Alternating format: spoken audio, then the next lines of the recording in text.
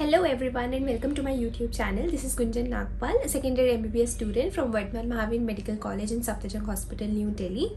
My NEET score 2022 was 690 out of 720 and All India rank was 390.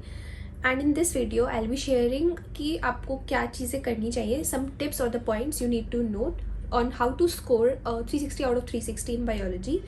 Because ये बहुत सारे students का favourite subject होता है और 50% वेटेज सिर्फ बायोलॉजी की होती है. So it's very important to score maximum marks in this subject. और अगर आप ऐसे 340, 350, 360 तो मतलब लाना ही है. अगर आपके स्कोर इससे नीचे जा रहा है तो आप रेस में ऑलरेडी बहुत पीछे हो, क्योंकि जनरली मेडिकल स्टूडेंट्स का फिजिक्स और केमिस्ट्री थोड़ा सा वीक होता है या फेवरेट नहीं होता कंपेयर टू बायोलॉजी. तो already there lagging behind in that. और अगर बायोलॉजी में भी वो पीछे रह जाते हैं देन वो कम्प्लीटली रेस से बाहर है. तो सबसे पहला point is NCERT. You need to just fix this in your mind कि NCERT इज़ द की. कोई भी सवाल NCERT से बाहर नहीं आने वाला है. अगर कभी कभी हमें ऐसे लगता है मॉक टेस्ट या प्रीवियस से सॉल्व करते वक्त कि कुछ सवाल NCERT से बाहर आ गए, तो ऐसा नहीं होता. या तो वो समरी से होता है या वो स्टेटमेंट्स को मैच द कॉलम या फिगर्स में से उठा के दे देते हैं, बट ऐसा नहीं होता. इनफैक्ट जो पहले AIPMT होता था वो भी NCERT से ही होता था, बट जो NCERT तब फॉलो होती थी वो पुरानी NCERT थी. अभी वाली लेटेस्ट एडिशन है तो हमें लगता है कि वो बाहर से है, बट तब भी वो NCERT से ही आता था. और अभी इनफैक्ट 2020 से 90 आउट ऑफ 90 क्वेश्चन सारे के सारे हमारे NCERT बेस्ड ही हैं. एक भी क्वेश्चन बाहर से नहीं है. तो अभी 23 तक वाले जितने भी हैं वो सारे NCERT बेस्ड ही हैं. दूसरा पॉइंट ये कि आपको किस तरीके से पढ़नी है NCERT. तो बहुत सारी चीज़ें NCERT में पैराग्राफ्स की फॉर्म में होती है जो आप एक बार पढ़ोगे बाद में फिर भूल जाओगे. तो आपको खुद से थोड़ी मेहनत करनी पड़ेगी. पैराग्राफ वाली चीज़ें आपको एक टेबल चार्ट में, डिफरेंसेस की टेबल में या एक फ्लो चार्ट के फॉर्म में आपको लिखनी पड़ेगी. Late me show you my NCERT. तो इसमें ये हमारा डिफरेंस था कार्टिलेजिनस फिशेस और बोनी फिशेस के बीच में. तो यहाँ पे मैंने जो NCERT में नहीं दे रखा है वो पैराग्राफ फॉर्म में दे रखा है और मैंने यहाँ पे इसका पूरा टेबल बना रखा है डिफरेंसेस का. So when ever I read this I am done with this part. So I need not all the time read the paragraph. और एक क्विक रिवीजन हो जाता है यहाँ से. मुझे सब डिटेल्स पता चल जाती हैं कि यहाँ पे क्या है. आप इसके साथ यहाँ पे एग्जाम्पल्स भी ऐड कर सकते हो. Let me show you one more example. Before that I need to mention कि जैसे suppose this is the chapter of biomolecules, और अगर मेरा किसी भी टेस्ट में एट अ सेंटर या कोई भी मैं खुद से मॉक टेस्ट सॉल्व कर रही हूँ, मेरा कुछ क्वेश्चन गलत होता था तो मैं ब्रैकेट में यहाँ लिख लेती थी कि गलत हुआ है. So that when ever I am reading this book for the another time मुझे याद रहे कि इस लाइन की वजह से मेरा -1 हुआ है. ठीक है, तो मुझे ये पॉइंट और अच्छे से पढ़ना है. So this is the very मतलब फिर मेरा ये पॉइंट बहुत अच्छे से मेरे दिमाग में याद रहता था कि यहाँ से गलत हुआ है. ठीक है. और दूसरी चीज़ ये कि आपको ये फिगर्स बहुत अच्छे से याद करने हैं, क्योंकि मैक्सिमम क्वेश्चंस जो है वो फिगर्स से आने लगे हैं. ठीक है, क्योंकि ऐसा क्योंकि बच्चे पढ़ते नहीं हैं फिगर्स अच्छे से, तो वहीं पे उनकी गलती होती है. हाँ, जैसे कि ये था कि पूरा रेस्पिरेशन का प्रोसेस है तो कितना ATP बनेगा, कितना नेट ATP बनेगा और हर साइकिल से कितना कितना ATP प्रोड्यूस हो रहा है.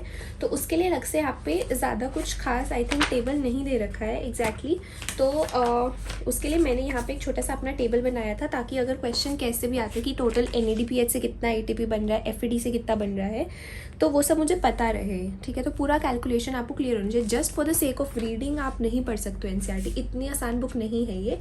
बहुत ही ऐसे कहीं कहीं पे कॉम्प्लेक्स चीज़ें, मतलब सिंपल चीज़ों को कॉम्प्लेक्स तरीके से बताया हुआ है. So you only have to simplify कि आप किस तरीके से उसे सिंप्लीफाई करके याद रख सकते हो, क्योंकि देगा वो NCERT से ही क्वेश्चन बट उसे घुमा फिरा के देंगे. तो जब तक आपको हर एक लाइन, हर एक वर्ड क्रिस्टल क्लियर नहीं होगा आप इस नहीं सॉल्व कर पाओगे. And one more thing I need to tell you is कि जो समरी होती है चैप्टर के एंड पे आप उसे नहीं छोड़ सकते हो. For example let me come to this chapter body fluids and circulation. तो इसमें आपकी जो ये समरी है this point here over stroke volume और बीट वॉल्यूम. तो अगर आप थ्योरी में जाओगे तो सिर्फ स्ट्रोक वॉल्यूम लिखा होगा, there is no mention of beat volume. तो अगर अब ये क्वेश्चन आ जाता है कि बीट वॉल्यूम कितना है तो सम विल से कि NCERT से बाहर आ गया, बट नहीं, NCERT से बाहर नहीं है ये. इट्स जस्ट दैट कि आपने नहीं पढ़ा है, वो NCERT के अंदर से ही. दूसरी चीज़, जैसे ये एक डायग्राम है तो आप ऐसे डायग्राम्स बना के खुद से जो है वो बहुत सारी चीज़ें अपने दिमाग में बहुत टाइम तक रिटेन कर सकते हो. उसके बाद क्वेश्चंस कहाँ से सॉल्व करने हैं. सो क्वेश्चन सॉल्व करने के लिए आपको एक एनसीईआरटी बेस्ड बुक चाहिए, और अगर आपको नहीं मिल रही है तो 2 बुक्स है जो मैंने भी सॉल्व की थी, डॉक्टर अली जो कि बहुत ही फेमस बुक है, और दूसरी फिंगर टिप्स की बुक आती है एमटीजी की, ठीक है, बायोलॉजी ऑन फिंगर टिप्स करके। उसमें एचओटीज भी होते हैं, असर्शन रीजन भी होते हैं, and I need to mention है कि असर्शन रीजन की वजह से ही मेरे 2-3 क्वेश्चन गलत हुए थे बायोलॉजी में, नहीं तो मेरे भी 360 आ जाते, और जिसकी वजह से ही मेरा सारा रैंक नीचे गया, क्योंकि मेरे फिजिक्स में फुल मार्क्स थे और केमिस्ट्री में 175 थे, तो इसीलिए मेरा और रैंकिंग जो है वो नीचे आता गया। तो आपको ये ध्यान रखना है कि आपको एनसीईआरटी बेस्ड ही बुक सॉल्व करनी है। दूसरा, प्रीवियस ईयर क्वेश्चन सॉल्व कर सकते हो। प्रीवियस ईयर क्वेश्चंस में अगर आपको लग रहा है कि आपके सारे क्वेश्चंस होते जा रहे हैं, that means you are on the right track. अगर आपसे नहीं हो रहा है, आप अटक रहे हो बहुत जगह, that means you need to practice more. आपको एनसीईआरटी बार बार पढ़ने की ज़रूरत है। और तीसरा कि आपको मॉक पेपर्स भी सॉल्व करने हैं। और एक और बात है कि बहुत सारे बच्चे मुझसे पूछते हैं कि मैम शॉर्ट नोट्स बनाने चाहिए कि नहीं। देखो यार, मैंने अपने टाइम पे शॉर्ट नोट्स नहीं बनाए थे, क्योंकि मैंने एनसीईआरटी, ये जो मैंने तुम्हें एनसीईआरटी दिखाई है, ये मेरी दूसरी एनसीईआरटी है। पहली वाली मैंने एनसीईआरटी इतनी ज़्यादा पढ़ दी थी कि उस पर कुछ और लिखने का स्पेस ही नहीं था, तो मेरे को ये नहीं खरीदनी पड़ी ताकि मेरे को साफ साफ एक दिखे पिक्चर, नहीं तो वो मैंने इतनी ज़्यादा भर दी थी। तो मेरे को अभी ऐसे कभी ज़रूरत लगी नहीं कि मैं शॉर्ट नोट्स बनाऊँ। शॉर्ट नोट्स मैंने बनाए थे, जैसे हर चैप्टर में से इतना मैंने कंटेंट लिखा था जो मैं हर बार भूल रही थी, और वो भी मैंने पेपर से 1 महीना पहले बनाया था, क्योंकि ऐसे तो हम शॉर्ट नोट्स लिखने लगे तो पूरी एनसीईआरटी ही हम लिख देते हैं, क्योंकि हर एक लाइन बहुत ज़्यादा इंपॉर्टेंट है। We can't miss a single line. तो आपको शॉर्ट नोट्स, अगर माइंड मैप्स ऐसे आकाश और एलन तो खुद ही देता है अपने, तो मतलब ये आपके ऊपर कम्प्लीटली डिपेंड करता है आपको किस तरीके से ज़्यादा रिटेंशन रह रहा है। मैं इसी में एनसीईआरटी में ही साइड में छोटा सा टेबल या फ्लो चार्ट बना लेती थी, तो मुझे रिटेंशन रहता था और शॉर्ट नोट्स की कभी ज़रूरत पड़ी नहीं। अगर आपको मुश्किल लगता है कि आपसे पैराग्राफ नहीं पढ़े जा रहे, तो मैं कहूँगी कि आप खुद से फ्लो चार्ट्स और डिफरेंसेस लिखो। खुद से लिखा हुआ बहुत देर तक आपको याद रहेगा। और कोशिश करो यार कि जब तुम ऐसे अपनी कोचिंग में जा रहे हो या कोई ऑनलाइन वीडियोस देख रहे हो, तो तुम खुद से एनसीईआरटी एक बार पढ़ो। जब क्लास में स्टार्ट होए उससे पहले एक बार ही पढ़ो। नहीं समझ में आएगा, होता है बहुत बार कि कुछ भी समझ नहीं आ रहा, तुम्हारे अकॉर्डिंग तुम्हें जो इंपॉर्टेंट लगे जस्ट मार्क इट, ठीक है। जो नहीं समझ में आ रहा उसके आगे छोटा सा पेंसिल से क्वेश्चन मार्क डाल दो। जब क्लास में होगा, जब तुम्हें वो चीज़ समझ में आएगी, फिर से तुम घर जाके दोबारा एनसीईआरटी पढ़ो, फिर अपना देखो कि तुम्हें कितना समझ में आया है, फिर टेस्ट से पहले एक और बार पढ़ो। तो कोशिश ये करो कि जितनी ज़्यादा बार तुम एनसीईआरटी पढ़ सको उतनी ज़्यादा बार तुम्हारे लिए अच्छा है। मतलब मैंने 50 से 60 बार अपनी एनसीईआरटी पढ़ी थी और फिर भी मेरा क्वेश्चन गलत हो गया। तुम ये सोचो, मतलब मे भी मैंने बहुत अच्छे से नहीं पढ़ी, या मैंने स्किप कर दी कुछ लाइन्स, या क्वेश्चंस कम सॉल्व किए हों, बट आई डोंट वांट कि वही सेम गलतियाँ तुम रिपीट करो। तो कोशिश करो कि ज़्यादा से ज़्यादा क्वेश्चन सॉल्व कर सको। अगर तुम्हें लग रहा है कि कोई चीज़ माइंड में रिटेन नहीं रह रही, तो क्वेश्चंस उठा लो।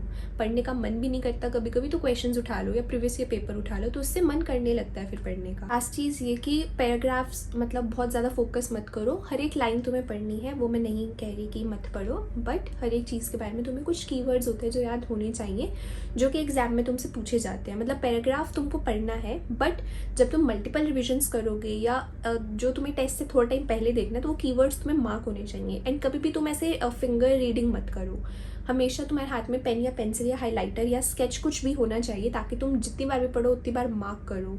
ऐसे चीज़ें रिटेन नहीं रहती। जब तक तुम कुछ लिखोगे नहीं, तुम ऐसे मार्क नहीं करोगे, तब तक तुम्हारी चीज़ में तुम्हारे दिमाग में वो चीज़ें नहीं जाएंगी। So make sure you are doing this right. और अगर तुम्हें कोई भी और डाउट है कि कोई भी चैप्टर कैसे पढ़ना है या किसी चैप्टर के निमोनिक्स तुम चाहते हो, so I can provide you with that. और तो कुछ भी हो, please comment below, and if you like my content please share it and subscribe my channel. All the best for your NEET examination. Thank you.